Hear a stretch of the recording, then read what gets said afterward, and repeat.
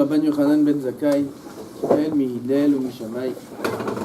הוא אומר, אם למדת תורה הרבה, אל תחזיק טובה לעצמך, כי לכך נוצרת. On a parlé hier longuement de la grandeur, de la profondeur de la Torah.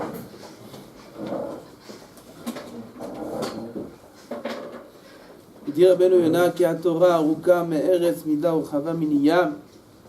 La Torah est plus grande et plus large que l'océan, comme la Chazal s'exprime en disant que si toute l'eau de l'océan était faite d'encre, toute l'eau de l'océan c'était de l'encre. J'ai oublié la suite. Qui se rappelle de la suite? Le ciel c'était le ciel c'était le... Tous les cieux c'était le claf et le koulmous. C'était quoi le papier? L'encre. Non, l'encre on a dit c'est l'eau. Et le ciel c'était le claf. Mais pas que le ciel, tous les cieux, toutes les... Et mais qui sont, on avait des milliards de plumes. Tout ça, ça ne suffirait pas pour expliquer un des mots de la Torah. Un chidouche de la Torah. Tout l'eau de l'océan c'est de l'encre. Ça ne suffit pas pour écrire un pirouche, une explication sur un mot de la Torah.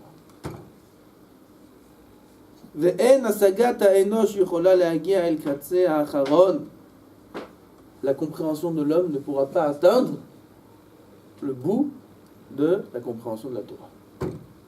L'homme humain ne peut pas comprendre. C'est Rabbeinu Yonah qui parle. En réalité, c'est pas Rabbeinu Yonah, c'est les Tanaïm qui parlent. L'homme ne pourra pas atteindre le bout de l'étude de la Torah, dans la compréhension, dans la profondeur. C'est normal. Qui c'est qui a donné la Torah?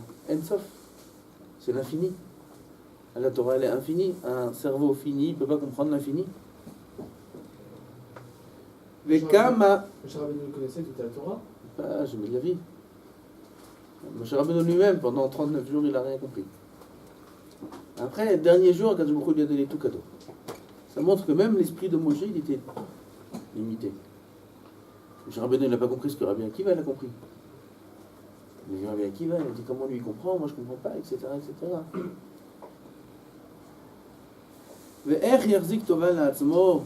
Comment il peut être fier? Vadaï qu'il faut être fier d'étudier, Vadaï. Mais dire, voilà, Baruch Hashem, j'ai réussi, j'ai appris, voilà. Il n'a pas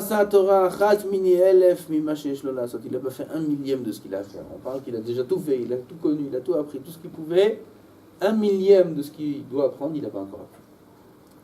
Qu'il écarte notre saint, pour ça tu as été créé. Pour ça l'homme il a été créé. C'est pour ça que Rabbi Shimon, Alav Shalom, et Rabbi Hazar, après 12 ans dans la grotte, tout ce qu'ils regardaient se brûlait. Okay? Ils voyaient un homme, qu'est-ce qu'ils ont vu? Ils n'ont rien fait de mal, ils n'ont pas vu quelque chose de Patsanoua, ils n'ont pas vu une Avera.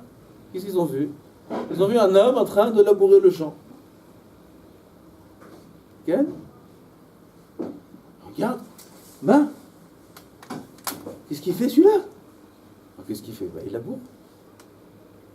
Mais Torah Matéala, qu'est-ce qu'il fait? Pourquoi il perd son temps? Ils n'ont pas pu supporter de voir une chose pareille. Misken, le paysan, il est parti en fumée.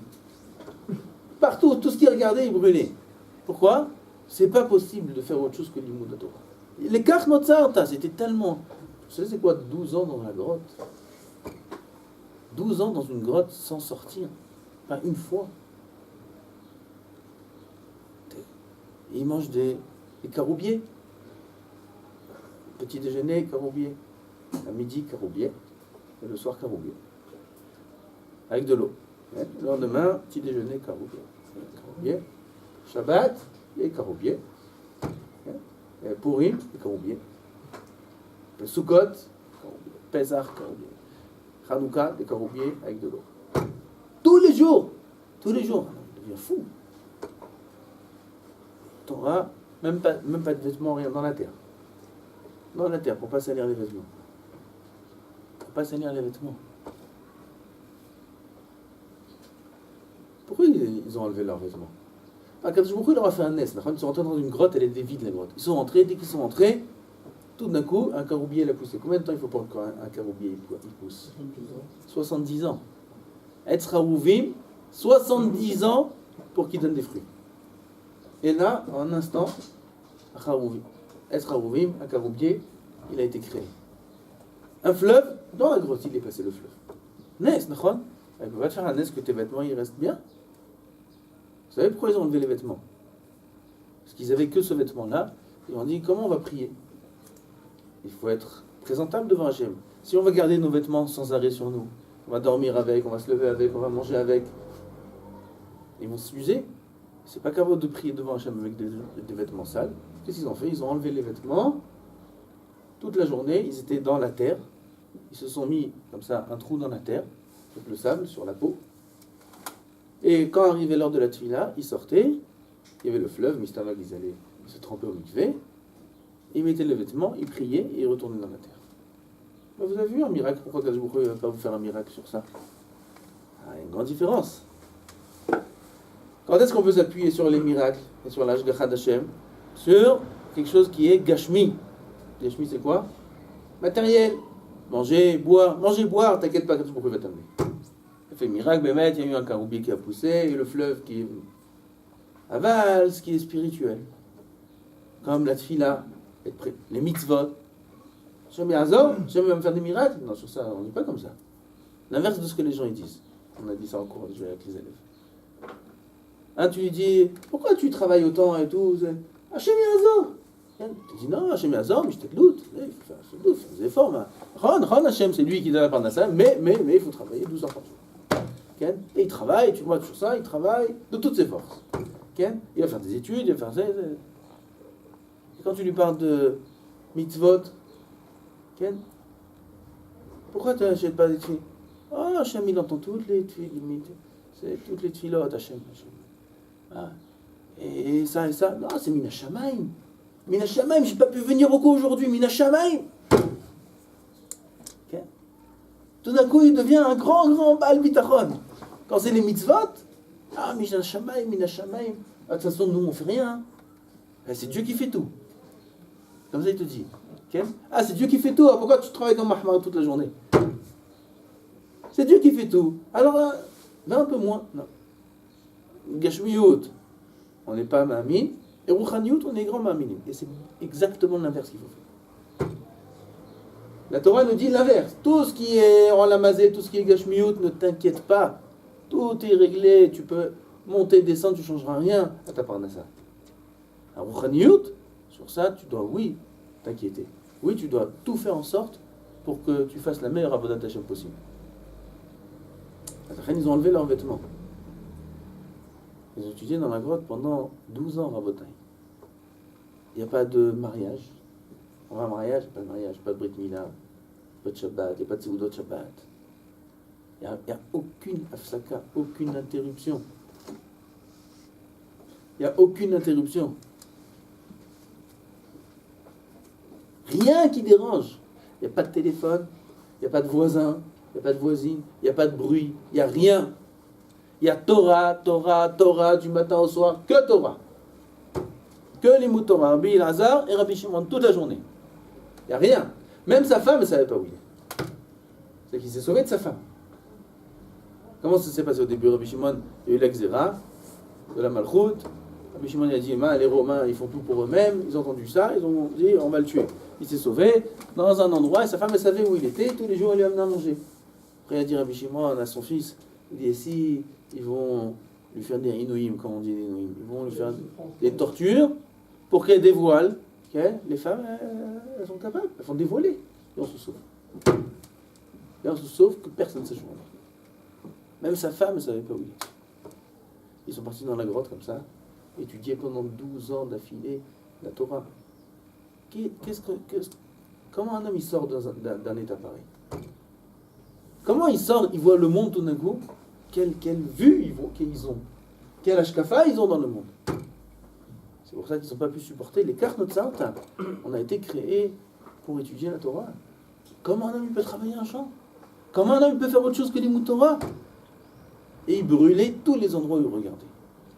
C'est que Kadosh Baruch Hu leur a dit, vous êtes sortis pour détruire mon monde, allez. aller faire un complément du stage là-bas, retourner encore dans la grotte. Il n'aura pas dit combien de temps. Il n'aura pas dit encore un an. Il aura dit retourner dans la grotte. Et on s'est resté dans la grotte jusqu'à qu'il y ait il leur a dit que ça y est, au bout d'un an, ils pouvaient sortir. Ils sont sortis, et Rabbi Elazar, il n'a pas changé.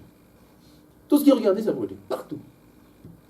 Et tout ce que Rabbi Shimon il regardait, il réparait.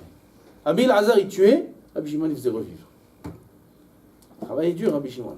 Et Rabbi Elazar, lui, même après un an de formation, pour comprendre qu'il faut être patient, c'est Nahon, c'est pas... Mais le monde, il est comme ça, il faut être patient. Rabbi Elazar, lui, il ne pouvait pas. Toute personne qui regardait, il le brûlait. Alors, Rabbi Shimon, Baruch Hashem, il regardait la personne après, il le faisait revivre. Comme ça. Jusqu'à quand? Rabbi Elazar, c'était comme ça. Je crois qu'ils ont vu un homme qui courait. C'était un rêve Shabbat. Et il avait 2 hadassim dans la main, pour sentir. Et ils lui ont dit: Hé, Yehudi, qu'est-ce que tu fais? Je prends des hadassim pour Shabbat. Pourquoi tu as besoin de 2? Un, ça suffit pour faire un bessamim. Et non, un qui est neged zachor et un qui est neged shamor. Les juifs, même les pshutim, ils aiment les mitzvot. Ils aiment les mitzvot. Il y a une mitzvah de prendre du hadas? Non.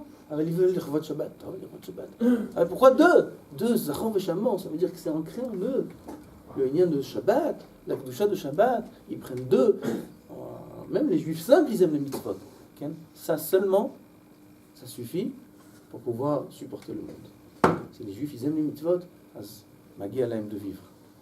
Même s'ils n'étudient pas la Torah comme il faut, et même s'ils sont affairés à travailler dans les champs, etc., sauf un Yehudi, il aime les mitzvot, il est mechavel les mitzvot, il fait attention, un beau tzitzit, un beau tefillin, il y a des juifs, pshutim me'od, il faut attention d'avoir des belles paires de tefillin, tu vois, il veut une paire de tefillin très très bien, il fait d'autres choses, il fait pas très bien, mais c'est pas grave, tefillin, il veut le...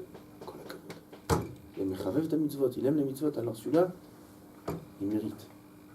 C'est qu'il écarte notre sainte. Kadosh Baruch Hu, il dit, Rabbeinu Yonah, Lo imtziacha yesh me'ayin rak la'asot torato. Kadosh Baruch Hu, il nous a créé uniquement pour faire sa Torah. Il faut bien qu'on comprenne ça.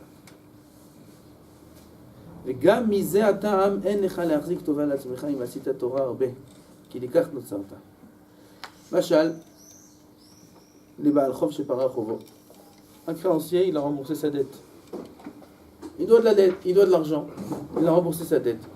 Le prêteur, il va lui dire: Ah, merci, kol hakavod, t'es un brave homme. Tu m'as remboursé ma dette, c'est tout. Pareil avec les mitzvot. On rembourse une dette, c'est tout. Que Jésus nous a créé dans ce monde-là pour étudier la Torah.